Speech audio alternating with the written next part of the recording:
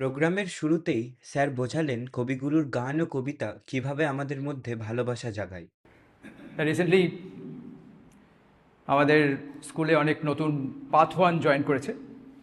এরা সবাই ক্লাস 9, 10, 11 এর ছাত্রছাত্রী। তো ভবিষ্যতে স্কুল এরাই চালাবে এবং তার প্রিপারেশন হিসাবে এরা এখন স্কুলে আছে এবং স্কুলের যে শৃঙ্খলা, জীবনযাত্রা, আমাদের যে আইডিয়াল, সেগুলোতে অভ্যস্ত হচ্ছে। তো অভ্যস্ত হওয়া তো খুব কঠিন, তাই প্রায় ওরা একটু একটু বকা খায়। হয়তো আমাদের এই সন্ধ্যাবেলা একটা প্রেয়ার আছে, যেটা হয় সন্ধ্যে 6:20-তে। তা সেই 6:20-তে হয়তো ওরা অনেকেই এসে উঠতে পারেনি, এরকম নানা কারণে বকা খায়। যে একটা শুক্রবারে বেশ একটা বকা খেয়েছে এরা। এরকমই এই প্রেয়ারটারে দেরিতে আসা বা এখানে এখানে ওখানে সবসময় খুব কথাবার্তা বলা, খুব বেশি কথাবার্তা বলাটাও একটা প্রবলেম। আমি বলি যে একটু সাইলেন্ট থাকা ভালো। তো যাই হোক, খুব বকা খেয়েছে। আর এখন আবার ছাত্রছাত্রীদের আমার কাছ থেকে বকা খাওয়ার অভ্যাসটা একদমই নেই।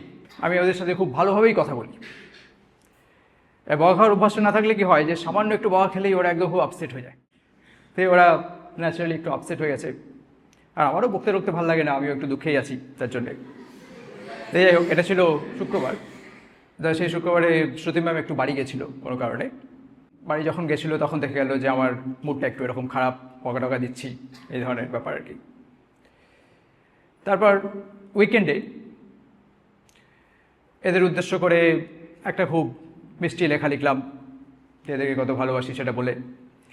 স্টুডেন্টদের উদ্দেশ্য করে লিখলাম, ওদেরকে যদিও বকিনি, জেনারেলি লিখলাম।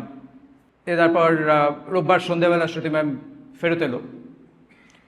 তারপর আমার রুমে ঢুকে প্রথমে আমার বিছানাটা দেখলো। ও বুঝতে পারছি কেন এইসব লেখাগুলো আসছে।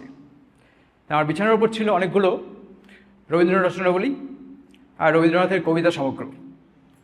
এবার যে ওদের সারা উইকেন্ড ধরে এগুলো পড়াশোনা করছো, তাই জন্য এত সুইট লেখাগুলো বেরোচ্ছে। এটা সত্যিই হয় যে রবীন্দ্রনাথের কাছ থেকে আমরা যদি দূরে চলে যাই, তবে যেন আমাদের ভেতর থেকে ভালোবাসাটাও একটু কমে যায়। রবীন্দ্রনাথকে যতটা আমরা কাছে নিতে পারি, রবীন্দ্রনাথের কবিতা যত পড়ি, গান যত শুনি, খুব মন দিয়ে যদি শুনি, সেটাকে যদি আত্মস্থ করি, তবে আমাদের মধ্যে ভালোবাসাটাও অনেকটা বাড়ে। ভালোবাসা সবার মধ্যেই আছে, আমি যখন ওদের বকছি তখনও আছে, হ্যাঁ, কিন্তু একটু খুব ভেতরের দিকে চলে যায়, মানে সেটাকে খুঁজে পাওয়া যায় না তখন। হ্যাঁ, আপনাদের সবার মধ্যেই আছে, কিন্তু সবসময় তার প্রকাশ নেই, কারণ তার উপর অনেকটা পর্দা পড়ে গেছে। এবার রবীন্দ্রনাথের লেখাতে কি হয়, রবীন্দ্রনাথের যে কোনো লেখার মধ্যেই অনেক ভালোবাসা।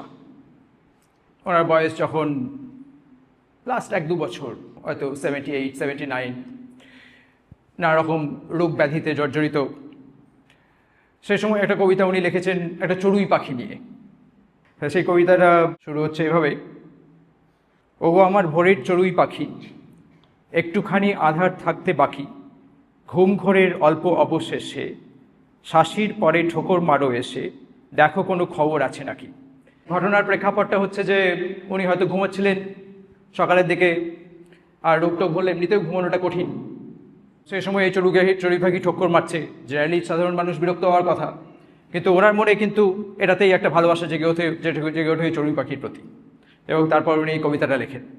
যাই হোক, যেটা বলছিলাম যে রবীন্দ্রনাথের লেখার যে কোনো লেখার মধ্যেই আছে অনেক ভালোবাসা। হয়তো শান্তিনিকেতনের রাস্তা দিয়ে চলাফেরা করছেন, হঠাৎ দেখলেন একটা ভাঙা মন্দির। ভাঙা মন্দির তো একটা জীবন্ত জিনিসও নয়, চড়ুই পাখি একটা অ্যাটলিস্ট লিভিং ক্রিচার, জীবন্ত জিনিস, তাকে দেখে ভালোবাসা আসতেও পারে। কিন্তু এরকম নন লিভিং অবজেক্টের প্রতিও ওনার ভালোবাসা। ভাঙা মন্দিরকে দেখে মনে হলো যে এই মন্দিরের একসময় অনেক গৌরব ছিল, এখন একে সবাই উপেক্ষা করছে। সেইটা দেখেই উনি একটা কবিতা লিখলেন, যেটাতে অলমোস্ট অ্যাজ ইফ ওই ভাঙা মন্দিরটাকে উনি সান্ত্বনা দিচ্ছেন যে এখন তোমার হয়তো গৌরব নেই, কিন্তু এখনও যে সূর্যের কিরণ তোমার দিকে আসছে, বা এখানে যে অনেক গাছ গজিয়েছে, এই গাছ এবং সূর্য, এই যে প্রকৃতি, এটাই হচ্ছে ঈশ্বর।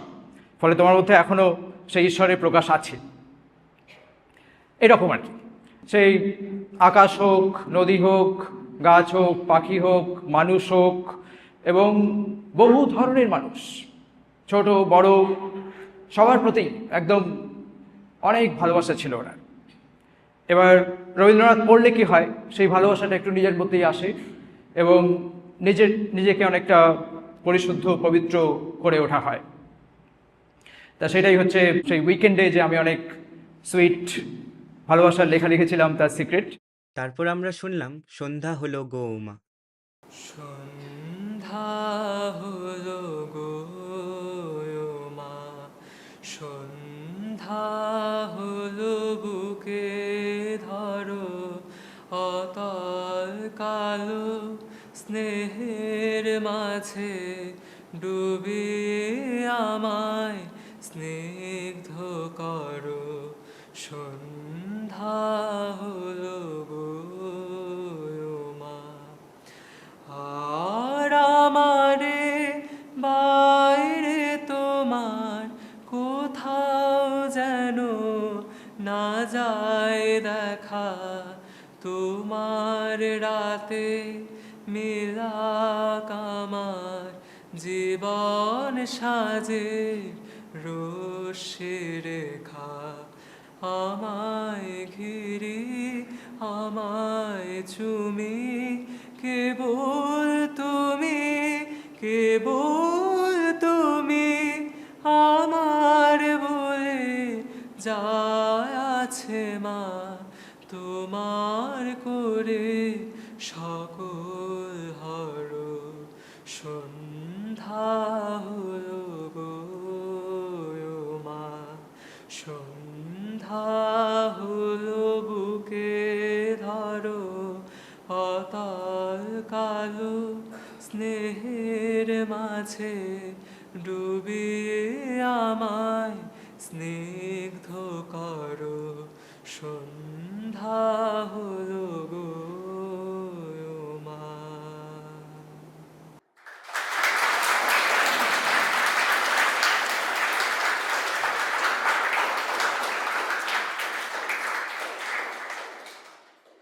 অসাধারণ ছিল। এরপর হলো হে ক্ষণিকের অতিথি গানটি। আর চন্দ্রশেখরের গান সেটা হচ্ছে যে হে ক্ষণিকের অতিথি, এই গানটাও করবে, যদিও এটা একটা প্রেমের গান। You stay don't start singing in the middle of. এটা একটা খুব কঠিন ব্যাপার না, অলরেডি স্টেজে চলে এসে ওয়েট করা, তাতে আবার একটু নিজের বুকের মধ্যে ধরফরটা বেড়ে যায়।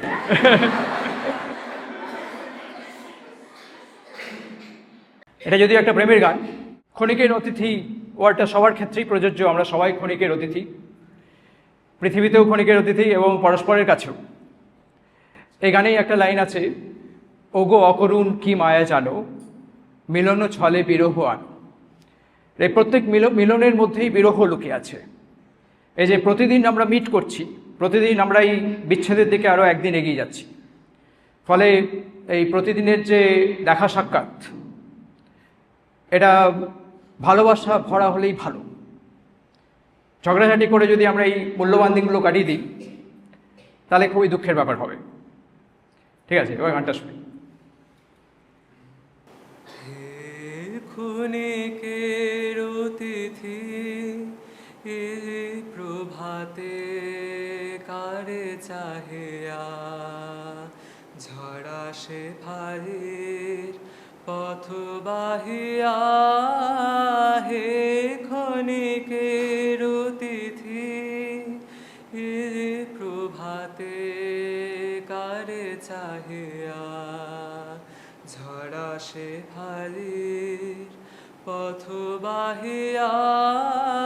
হে ক্ষণিকের অতিথি, কোন মোরার বিরোহিনী রে চাহনি ফিরে, কার বিষাদের শিশির নীরে ইলে নাহিয়া।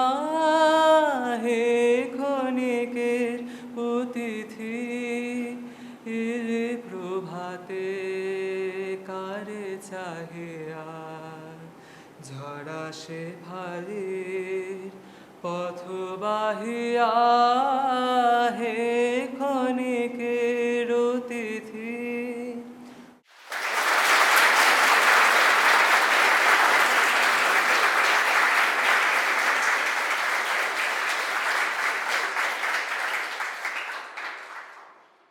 এরপর আমরা শুনলাম আমার সকল দুঃখের প্রদীপ।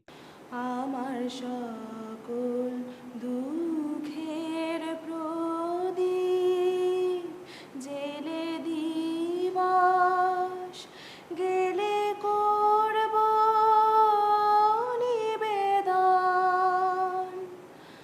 আমার ব্যথার পূজা হয়নি সমাপন যখন বেলা শেষের ছায়ায় পাখিরা যায় আপন কুলায় মাঝে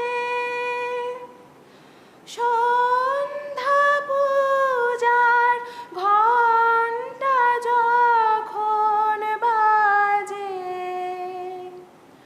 যখন বেলা শেষের ছায়ায় পাখিরা যায় আপন কুলায় মাঝে সন্ধ্যা পূজার ঘণ্টা যখন বাজে তখন আপন শেষ শিখাটি জ্বালবে জীবন আমার ব্যথার পূজা হবে সমাপন।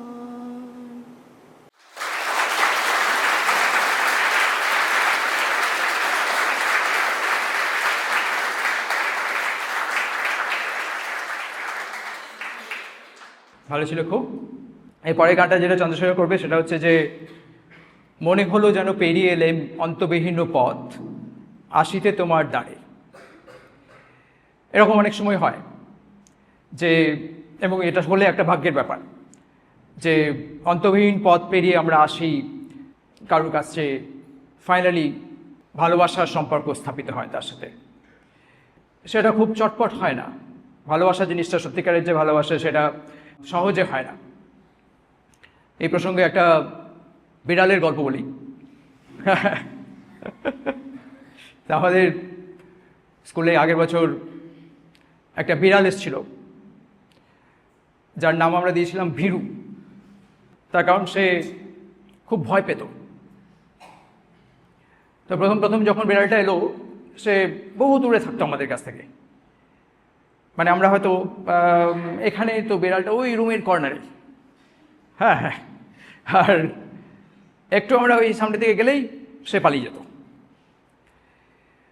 আস্তে আস্তে আমরা ওর জন্য কিছু খাবার টাবার দিয়ে রেখে দিই একটু। যখন আমরা ধারে কাছে কোথাও নেই, হ্যাঁ, রুমের ভেতরে ঢুকে গেলাম, সিসিটিভি দিয়ে নজর করছি বিড়ালটাকে। তারপর আমরা সবাই যখন ঢুকে গেলাম, তখন এসে ওইটা খেল। এবার আস্তে আস্তে একটু একটু বিশ্বাস ওর আসছিল, কিন্তু তবুও খাবারটা আমরা যদি দিই, খাবারটা দিয়ে অ্যাটলিস্ট আমাদের 6-7 ফুট সরে থাকতে হবে, তখনই ও এসে খাবে। এরকম ছিল। আর যখন যে খাচ্ছে, তখন যদি হয়তো গাছ থেকে একটা পাতা পড়লো, স্লাইট মুভমেন্ট, একটু শব্দ, ব্যাস সে একদম একদম লাফিয়ে খাবার টাবার ছেড়ে চলে গেল। বা আমরাই হয়তো একটু জাস্ট পাটাকে একটু শাফল করলাম, মুভ করলাম, তাতেও খুব ভয় পেয়ে গেল এবং চলে গেল। এরকম কন্ডিশন, মানে অত্যন্ত ভয়। কোনো দুর্ঘটনা হয়তো জীবনে ঘটেছিল, কোনো মানুষ হয়তো ওকে ডিস্টার্ব করেছিল, তা হতে পারে। তারপর আস্তে আস্তে প্রায় 1.5 মাস 2 মাস কেটে যাওয়ার পর, শুধুমাত্র আমার কাছে, পাখিদের কাছেও নয়, শুধুমাত্র আমার পায়ের কাছেও আসতো। পায়ের কাছে আসতো, একটু ঘষতো ওর বডিটা আমার পায়ে। যদি আমি হাত দিয়ে ওকে টাচ করতে চেষ্টা করতাম, সঙ্গে সঙ্গে আবার পালিয়ে যেত। হাতকে খুব ভয়, কারণ মানুষের হাত খুব ডেঞ্জারাস জিনিস না। মানুষের হাত দিয়ে মানুষ অনেক কিছু করে ফেলতে পারে। যাই হোক, এবার এই ভীরু মোটামুটি যখন 2 মাস কেটে গেল, আস্তে আস্তে অনেক দিন এইভাবে পায়ের কাছে হাঁটাচলা করার পর, একটু একটু পা ঘষার পর, একদিন আমি ওকে হাত দিয়ে টাচ করলাম। হ্যাঁ, হাত দিয়ে একটু এরকমভাবে ঘষলাম। তখন ওর একদম মাসেল একদম রিল্যাক্স হয়ে গেল, একদম শান্ত হয়ে বসে পড়লো। মানে ওর ভেতরে একটা যে টেনশন, কনফ্লিক্ট যেটা কাজ করছিল, যে ভালোবাসা চাই কিন্তু বিশ্বাস করতে পারছি না, হ্যাঁ, এই যে টানাপোড়েন যেটা চলছিল, সেই টানাপোড়েনের অবসান হলো এবং ও একদম শান্তি পেল ফাইনালি। তা এরকম মানুষের সিচুয়েশন, এটা হচ্ছে অন্তবিহীন পথ। এবং ভালোবাসা পেতে হলে বা দিতে হলে দুটোই অনেক স্ট্রাগল। অনেক ভালোবাসা কাউকে দিতে হলে অনেক ধৈর্য লাগে। এই যে ভীরু, একে আমরা 2.5 মাস ধরে ওর ঠিক যেরকম ও চাইতো সেইভাবে আমরা ভালোবাসা দিয়েছি। ওর যদি চায় যে আমরা খাবারটা এখানে দিয়ে দেবো, অনেক দূরে থাকবে, আমরা তারপর চলে যাব, সেটাই করেছি। ও যদি চায় ও পায়ে ঘষবে, হাত থেকে আদর নেবে না, সেটাও করেছি। এইবার এইভাবে অনেক ধৈর্যের সাথে ভালোবাসা দিতে হয়। ভালোবাসার যে সঙ্গে সঙ্গে প্রতিদান আসবে এবং অন্যরাও সঙ্গে সঙ্গে ভালোবাসবে, সেটা হয় না। আর ভালোবাসা পাওয়াটাও আবার খুব কঠিন, কারণ ভালোবাসা পাওয়ার জন্য যে বিশ্বাস করতে হয়, সেই বিশ্বাস অনেকের থাকে না এবং তাদের মধ্যেও সেই টেনশন আছে।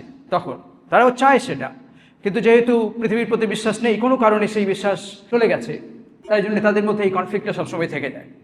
তা এই গানটা আমরা এখন শুনবো, মনে হলো যেন পেরিয়ে এলাম অন্তবিহীন পথ। মনে হলো যেন পেরিয়ে অন্তবিহীন পথ, আসিতে তোমার দ্বারে মনে হলো মরুতির হতে সুধা শ্যামলিম পারে মনে হলো পথ হতে আমি গাঁথিয়া এনেছি সিক্ত যুথির মালা, সকরুণ নিবেদনের গন্ধ ঢালা, লজ্জা দিও না, দিও না, লজ্জা দিও না, তারে মনে হলো।